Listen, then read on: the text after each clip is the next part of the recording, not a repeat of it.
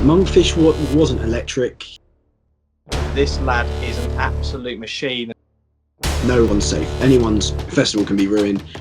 I just think this horse has bundles of speed. I think if he goes over a fence, he's got gears to burn.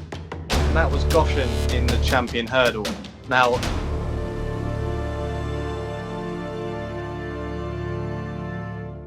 hello and welcome to the Next Gen Racing YouTube channel for our weekend review. Well, it's not actually going to be a complete weekend review because we're actually going to be reviewing the Cheltenham Festival, which has been 2 weeks since the festival itself. So Jack and I are going to go through sort of our highlights from each day. But before we get into that, we will just discuss the weekend's action. The main race, which was the Lincoln at Doncaster, and it was won by Hakiki Benoit de la Salle. We did mention on our preview that this lad is an absolute machine, and for £7 he's ridiculous, Jack. It was so good to watch that ride. Yeah, I know. I mean, you've been blowing his trumpet since he's burst onto the scene on the all-weather. I mean, you've been going on about Benoit de la Salle, and I've been saying, yes, Sam. You've been saying, yes, he rides like Frankie Dettori, and I've been having to put up with it, but he showed exactly what he was like there. The composure for such a young age was just ridiculous. I mean, I was a bit annoyed because I thought I had a 16-1 winner of the Lincoln with Brunch, but I mean, it was absolutely insane. Yeah, it was really great to see, and Benoit's probably going to have some excellent rides. Obviously, riding for the John Gosden and Fady Gosden yard now. Yeah, I expect him to have plenty of other winners during the season. And I'm sure that £7 won't be lasting too long, but I think they'll try and protect it as much as possible, maybe even going into next season where he might be claiming free. But we will see about that. But let's get into what Jack and I do not like discussing too often, but that is the National Hunt action. We'll go back to Cheltenham, which was, like I say, 2 weeks ago. Today, and some of the highlights on the day. Appreciate It won the Supreme by God knows how many lengths. Shishkin won the Arkle so impressively. Honeysuckle won the Champion Hurdle. Black Tears won the Mares, and Galvin won the National Hunt Chase. Jack, there were so many impressive performances from day one. Where'd you start?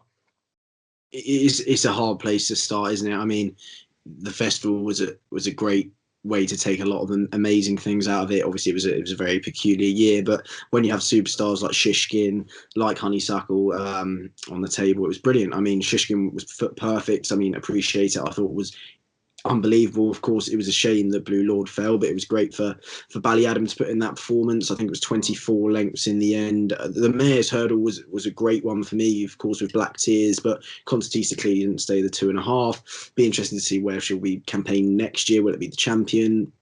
Who knows? Honeysuckle, it was foot perfect, as I say. And Galvin, I mean, what a way to finish with the National Hunt Chase. We were blowing his trumpet for a while. And Jack Kennedy, I thought that was one of Jack Kennedy's best rides of the week. Personally, I think it was brilliant to see the main market protagonists as well, going down the last, and Jack Kennedy just sweeping up the inside. I thought that was a brilliant move. But yeah, Sam, what about you? Well, I feel like a lot of our viewers would like me to address something here. We've had plenty of comments with regards to this. And that was Goshen in the Champion Hurdle. Now, everyone knows that I'm a huge fan of this horse. I've loved him ever since he won at Fontwell. And I still love this horse. Let's not get that wrong. Everyone can have a love for a horse, and I do love this horse. I think he is an absolute nut job, a bit like myself in some ways, but he's absolutely crazy. And I don't know how to describe it. I don't know. He was just heading right, just as they went down the back straight. It all went a bit wrong, and it never went right from there. I mean, I'm surprised he actually finished the race in the end. But this horse here, he is going to bounce back. Now, there's two options for him. I was listening to Jamie Moore today at Fontwell, where he was discussing, the two options, and that was Punchestown for the festival. Now, that would be over the 2 miles, or they step him up in trip and go to Sandown. Which will be very interesting to see. Now, I think the horse does want soft ground, so it might not be easy for this horse to get that come April time. I think it's going to be very difficult, but if he can have a little bit of juice in the ground, it'd be great to see him bounce back and come on again next season. But in terms of one of the best performances, I thought Honeysuckle was just electric. I really did. And I think Rachel Blackmore, I mean, we'll quickly just discuss her, but she was just so great the whole week. It was sensational to see a female jockey winning the champion jockey title for the week. And I was really impressed by her. And Honeysuckle, I think, at the moment looks the one to beat next season. Jack, there's been discussions just quickly of Honeysuckle going novice chasing. I think that this horse will stay over hurdles and defend the crown next year. What are your thoughts? I know the plan, they said the plan was originally to go chasing, but I completely agree. I think they'll be silly whether if they don't go for the champion hurdle. I think that'll be instrumental to know what Appreciate It does. Of course, he's favourite for the Arkle, but will he stay over hurdles and go for a champion hurdle stint? Who knows? I think he'll probably go for the Arkle. But then, of course, you've got Fernie Hollow to throw into the mix there. So it's all interesting to see where everyone's going to go. And of course, the pieces of the puzzle will be put together in due course. Okay, and that's our quick discussion of day one of the festival. On to day two now, and again, some really impressive performances. I mean, Bob Ollinger winning the Ballymore was so impressive. Monkfish in the RSA, everyone expected that one to go, and he obliged very much so. Put the kettle on, won the champion chase. Well, it was a bit of a shock, beating Chacun Pour Soi, who was a lot of people's banker of the festival, and Tiger Roll in the cross country. Now, Jack, Tiger Roll for me. It was probably the performance of the week in terms of the fact that it was the one that got me most excited. It was so great. Just, do you know what? It was once he started jumping, about three jumps in, I thought, do you know what? He's really enjoying himself and he's probably going to win this. But I was really taken by, I think Keith Donoghue gets along with this horse really well. And it's a shame we're not going to see him in the National. I personally don't think he would have won it, but he's looking like he's going for the Irish Grand National now, and I think he's around sort of best price around 10, 12 to 1 for that. So hopefully he runs well in that. Jack, Tiger Roll sensational. Was there anything else that you wanted to take note of on day two?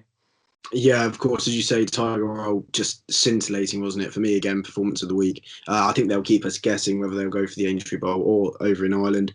I think Rachel Blackmore's ride on board Sir Gerhard was, I think, her best of the week. That and Tell Me Something Girl, I think, were just sensational. But if you look at the fractional times of that performance, I thought she did really well. Of course, when you look at that champion bumper in a year to come, I think it could be a very, very good champion bumper. Monkfish wasn't electric. He didn't do what we thought he'd do, but he did what he had to do, didn't he? I know Willie Mullins said he hadn't been as nervous for watching a race as that. And, I mean, he got the job done, didn't he? And all roads point to probably the Gold Cup next year.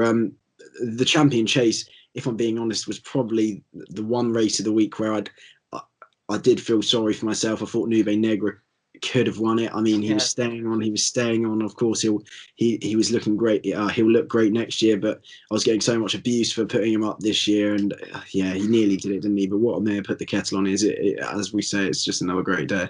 Yeah, it really was. And Sir Gerhard, as much Jack and I don't sort of enjoy the bumps, we look forward to seeing him over hurdles. But I think Sir Gerhard's going to be electric wherever he goes. He might head to the Ballymore, maybe the Supreme, but we'll see. And Cheveley Park, obviously, they're going to wind down their National Hunt sort of team now, which is a massive shame. But if you look at the team that they've got in the game, you'd be absolutely laughing. If that was a five-a-side team, you know, they're not going to be beaten. They were just Allaho the lot, and we'll get on to Allaho in a minute. But you had Aplutard, Sir Gerhard, Ballyadam, it didn't even actually run that bad a race, and I think that their team next year is going to be very, very tough to beat. And moving on to day three, Chantry House won the Marsh. Now that was another shock. Envoy Len, unfortunately, falling in that race, and well, hopefully we'll see Envoy Len this weekend, but we will see. Allaho winning the Ryanair, another one for Cheveley Park. I thought this was personally, in my opinion, Rachel Blackmore's best ride of the week. Stayers Hurdle, Flooring Porter, Mares Novice Hurdle, Tell Me Something Girl. Jack, in my opinion, Allaho was just really, really, it was just unbelievable. The thing that I like about this horse is I think he does have speed and he does have the ability to stay. And there's discussions of this horse potentially being campaigned for a champion chase next year. Now, what would be interesting now is whether Envoy Len doesn't go Gold Cup, Envoy Len decides to go Ryanair, and they drop this horse, Allaho, back in trip to a champion chase to stop them sort of coming against each other. Do you think that could potentially be on the cards? Yeah, I think it all depends what they want to do with Energamain as well, because if Energamain's going to go for the champion chase, Willie's going to have a bit of a decision on his hands there. Will Allaho go for the Ryanair? I personally think he'll go for the champion chase. I still think he has gears to burn, and he was just electric, wasn't he? The way he cleared those fences was just insane. But I mean, it was another great day. I mean, I think Flooring Porter was an unbelievable performance. Paisley Park ran his race. A bit annoyed to see Liz Nagara Oscar fall. Tell Me Something Girl, again, that was Rachel Blackmore. That was just confidence at its finest, wasn't it? Mount Ida as well, that was a cracking ride to come from the back there. Hit 1,000 to 1 in play. One thing on the Marsh is that, again, I'm actually going to feel sorry for myself again, was looking at the first and second there. Lieutenant Rocco beat Chantry House by 10 lengths, was second to Fuse Rattle by 3.5 lengths. Of course, didn't make the Ultima, which Vintage Clouds won. I'll be looking forward to seeing him next time out. But yeah, it was just such a shame to see Envoy Allen go. And I think that the noise that was at the was going through the grandstand at the time would have been the exact same if there were crowds there. It would have been dead silence at the time. But yeah, another great day. Yeah, it really was. And you mentioned the Kim Muir there and Mount Ida. Now, that was definitely, in my opinion, the ride of the festival. And we look at how talented some of these young people come through. Is Jack Kennedy, 21. Again, we'll get onto the Gold Cup in a minute, but winning that, but that was just sensational from such a young lad. And Jordan Gainsford as well, another up-and-coming jockey. He's only 19. He won aboard the Shunter during the festival, won the big handicaps. And, even on the flat, you've got Benoit de la Site, who's won a big handicap this weekend, and David Egan, who's winning Group 1s. He won the Group 1 Shima Classic aboard Mishriff. So many talented young lads coming through, and it's really great to see. But we move on to day 4 now, and, well, it was just a day to remember for Henry de Bromhead in the Gold Cup. But we'll start off with the Triumph Hurdle, Quilixios winning that. I was really a big fan of this horse. I'm so glad that he went in. The Albert Bartlett was won by Vanillier, who was in some ways a bit of a shock. I think a lot of people thought the likes of Statler and Fakira would be up there, but it was won by Vanillier, who was very, very impressive, and looking forward to potentially seeing this horse going chasing next season. Gold Cup won by Minella Indo. This was a brilliant, brilliant ride, along with Applutard. I think the Henry de Bromhead horses, they were obviously in form the whole week, but it was great to see Henry de Bromhead have such a great one too. And I do actually think that he's one of the nicest blokes. Listening to him speak, he seems like quite a humble bloke about everything. And, in the future, you never know, we might get Henry on this channel. We'd love to have him on here. And Mare's Chase was won by Cole Reevy, who somehow beat LMA. I still don't know how that happened. I think LMA was caught on the wrong side of Cole Reevy, who was jumping right the whole way round, and it didn't help LMA out too much. But Jack, I mean, we have to start with the Gold Cup, really, and Minella Indo, absolutely sensational. Yeah, I know. I mean, we were questioning his jumping after what we'd seen, and he looked a great prospect at the beginning of the season, but he hadn't really fulfilled that expectations. But to see him do what he did in the Gold Cup in the manner that he did with Jack Kennedy on board was just brilliant. I mean, it was a Henry de Bromhead Classic, wasn't it, with Applutard back in second, who ran a great race as well. I'm sure Applutard will be back next year to try and reverse the tables there. But Albin Photo ran a great race in third. He did everything he could. I don't think we'll be seeing him back again. But yeah, it was just a Henry de Bromhead and Jack Kennedy masterclass, I thought, aboard Minella Indo. I thought Vanillier was very, very good in the Albert Bartlett. I know a lot of people have been quick to quash that form, but I think he'll be very good over a fence next year.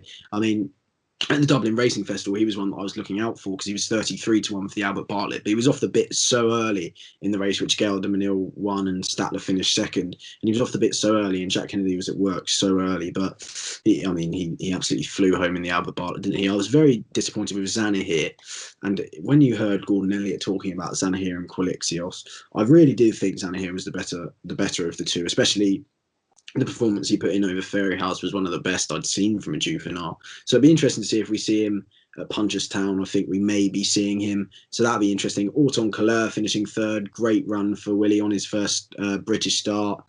Petit Mouchoir, of course, running a brilliant race. And yeah, as you say, Cole Reevy and Elimay, I thought Elimay always had a little bit more under the tank, but I was proved wrong there. So yeah. I was when you mentioned sort of the triumph there and Zanahiyr versus Quilixios, I kind of mentioned that Quilixios seems the one that would be the better stayer. If they did go for a quick pace, would be the one that would be sort of staying at the end. But the thing is, Rachel sort of took it up and made the pace her own. I think Zanahiyr is probably the quickest horse in that race.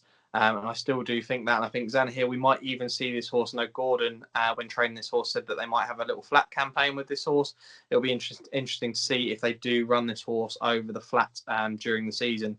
I'm excited to see that. But Jack, the one horse you mentioned there that I just loved seeing coming second, I'm actually sad he didn't win, was Petit Mouchoir, who is an absolutely gallant horse. This horse doesn't know when he's beaten. He gives it his all. And I'm pretty sure in that race, he was up, he was sitting around first, second in that sort of position the whole way round, dropped back, and then ended up coming back to come close. He's a real gallant performer. And I think Petit Mouchoir, you could say, that's the end of his career, but he'll end up going on to sort of place at somewhere like the Galway Festival later on in the year or something like that. You just never know with this horse. But it was great to see him go. But honestly, Minella Indo, a very impressive winner, and will be going back to defend the crown next year against the likes of Monkfish, which is going to be very exciting to see. Right, so after discussing all 4 days at Cheltenham, Jack and I are going to give you 2 bets that we're going to have anti-post. Now, we're probably going to be coming back to this video in a year's time, but 2 anti-post bets for the 2022 festival. Now, Jack, I'll kick things off.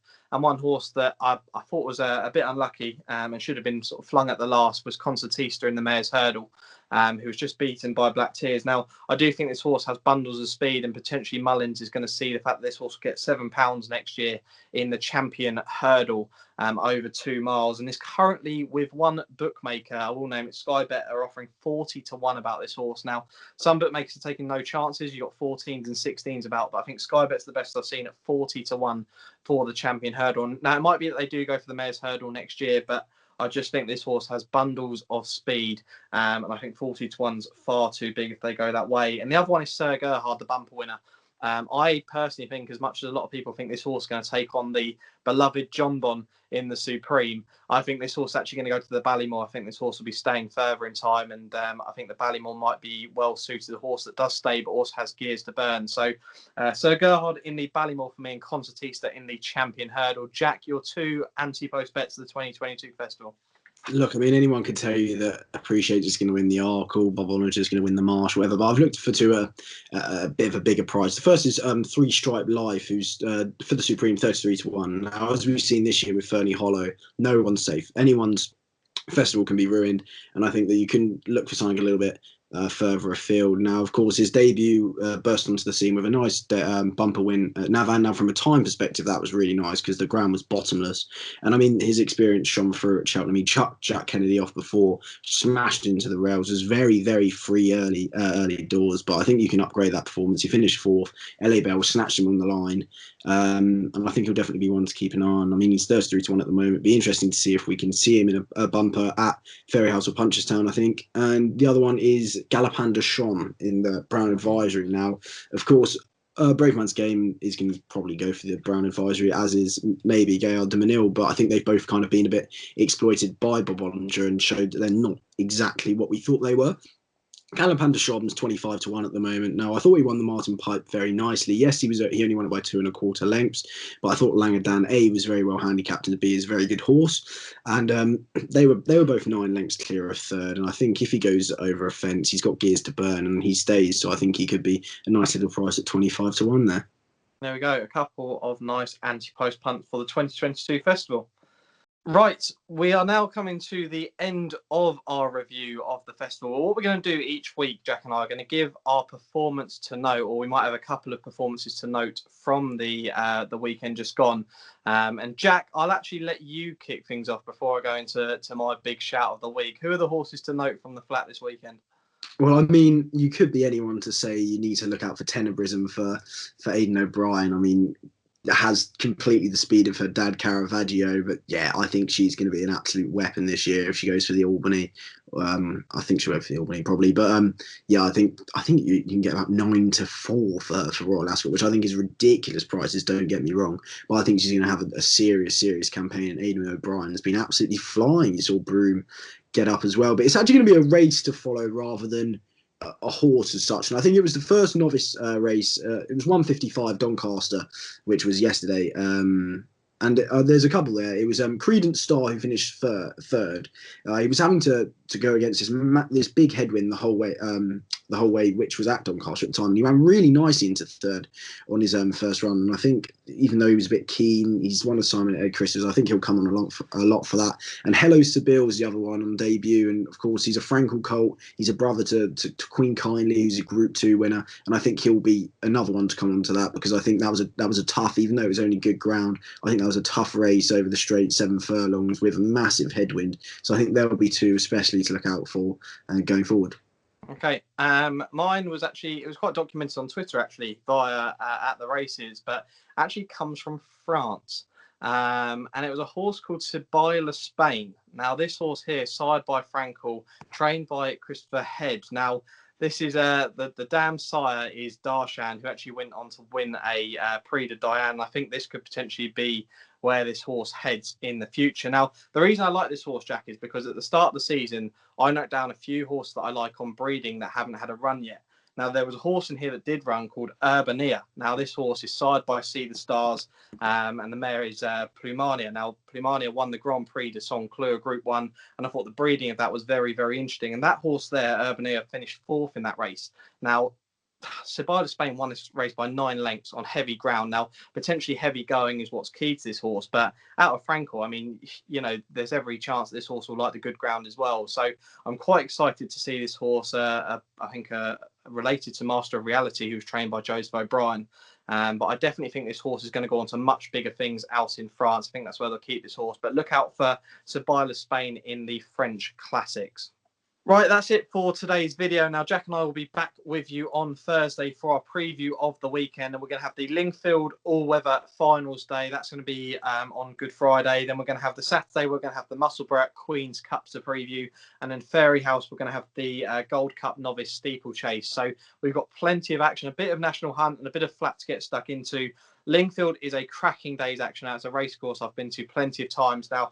Next year, Jack and I will plan to get there for All-Weather Finals Day because it is a really brilliant day out for anyone who hasn't been. But I'm looking forward to that, and I will quickly mention it now before the price goes, and that's Silver Courts in the All-Weather Mile Championship. The French horse is coming over. Holly Dawes on board, and 12 to 1 I've seen about this horse now. And I'm definitely going to be taking a chance with that just in case the price does shorten before the preview that we have this week. I'm sorry, I'm not letting you have that. If it's 5 to 1 on the preview, you're having 5 to 1 on the No, I'll take it now. This is actually an anti-post punt for Lingfield, to be saying that, so I'll have it. But that's it for today's video. We thank everyone for watching. If you haven't already, do go down and subscribe, give the video a like, and comment with anything you'd like to see. But I'd like to say thanks for watching, and we'll see you Thursday.